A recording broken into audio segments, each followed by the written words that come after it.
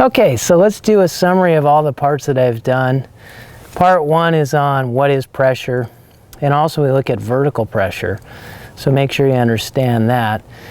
The second part is of airplane flight and how we relate atmospheric pressure to the altimeter. The third and fourth one are about high and low pressure. Basically, you have to know the characteristics of a high pressure. That's like sinking air, for example. And there are two other ones. What are the causes of the sinking air?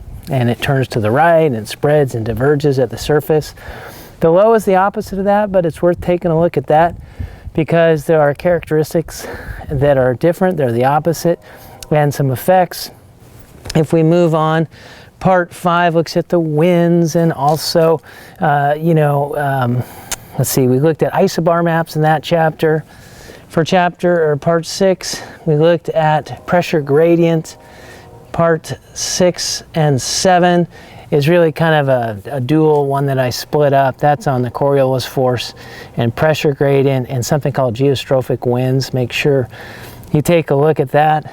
And then parts 8 and 9 are in the classroom, taking a look at global pressure belts and cells and how that distribution works throughout the world. Understand what is a thermally induced pressure cell like the polar highs or the intertropical convergence zone at the equator or thereabouts. And also know what is dynamic, which is motion. For example, the subpolar lows up by the Aleutian Islands, or the subtropical high is also dynamically induced. That is, it is motion driven, and that's what creates such a great day that we have here in Northern California. So that does it for the series on atmospheric pressure and winds.